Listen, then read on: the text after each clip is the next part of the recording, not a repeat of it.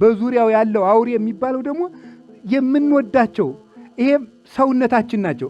መሃለኛው መቅደስ ልብ ነው። ዙሪያው መቅደስ የሚባሉት ደግሞ እጃችን፣ እግራችን፣ አይናችን፣ ሌሎቹ በውጭ ያሉ ሕዋሳቶቻችን ናቸው። እነሱ ላይ የነገሰው ኃጢአት ነው። ደግሞ እሱ ምንድነው? ዘፈን መውደድ፣ ጭፈራ መውደድ፣ እንደዚህ ያለ የሚታይ ነገር መውደድ፣ የሚሰማ ነገር መውደድ፣ ጆሮአችን እስኪደነቁር፣ አይናችን እስኪፈዝ፣ እጃችን እስኪዝል፣ እግራችን እስኪቆረጥመን ድረስ የማይገባ ነገር ላይ ሕዋሳቶቻችንን ማዋል። ይሄ ነው በዙሪያው አውሬ ያቆመውበታል። የአውሬ ምስል የተባለ በዙሪያው በመሃል ጣዖት፣ በዙሪያው አውሬ፣ በመሃል ጣዖት ገንዘብን መውደድና ራስን መውደድ፣ በዙሪያው ደግሞ አውሬ። ምን ይመስላችኋል? ይሄ በዙሪያው አውሬ ማለት ከራስ ፀጉራችን ላይ አውሬ ማድረግ፣ የማይገባ የፀጉር አቆራረጥ፣ የፀጉር አሰራር ሊሆን ይችላል።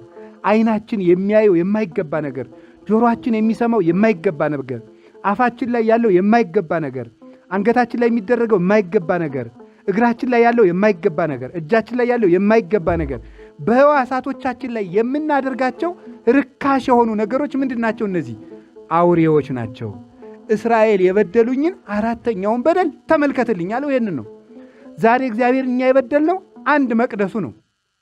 ቤተ ክርስቲያን ውስጥ የሚሰራው በደል ነው።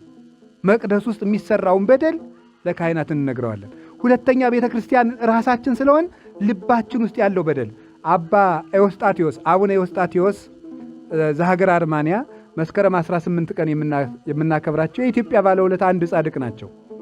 ከኢየሩሳሌም አንስተው ወደ አርማንያ ሲሄዱ ምንድነው የሆነው መሰላችሁ?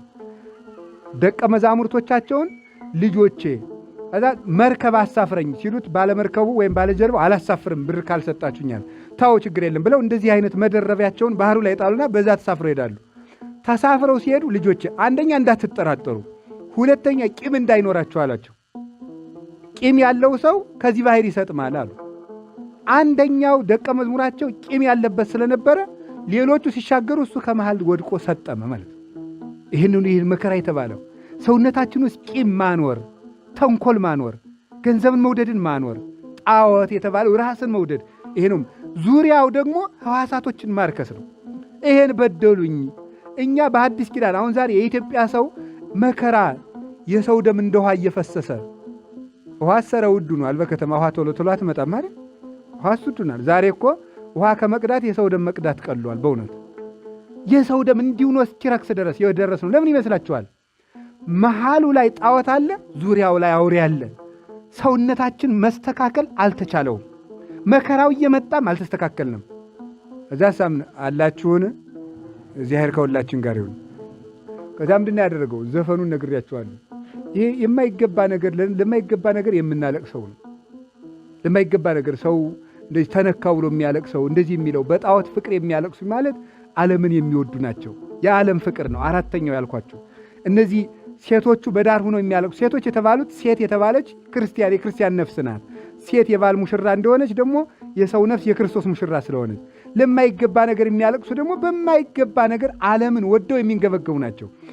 የቤት ፍቅር የሚያንገበግባቸው፣ የሹመት ፍቅር የሚያንገበግባቸው፣ የውበታቸው ፍቅር፣ የጓደኛ ፍቅር፣ እንደዚህ ያለ ዓለምን መውደድ መላቀቅ ያቃተን ብዙ ነገር በእውነቱ ማለት ነው አላችሁ።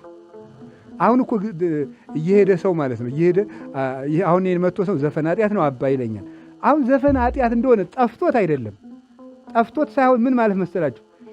ዘፈኑን መልቀቅ ስላልፈለገ ድንገት እየዘፈን ከእግዚአብሔርም ታገኘዋለህ የሚል አባት ባገኝ ብሎ ነው እንጂ ዘፈን ኃጢአት እንደሆነ ጠፍቶት ይመስላችኋል? አልጠፋውም። መልቀቅ አንፈልግም። መላቀቅ የማንፈልገው ብዙ ልማዶቻችን አሉ። እነሱን መተው አለብን። ለማይገባ ነገር ማልቀስ ማለት ለማይገቡ ነገሮች ዋጋ እንከፍላለን። እያዘን እየተከዝን እያለቀስን። አሁን የክርስቶስ ፍቅር አያስለቅሰንም። የቤተክርስቲያን መከራ አያስለቅሰንም። የመንግሥተ ሰማያት ፍቅር አያስለቅሰንም።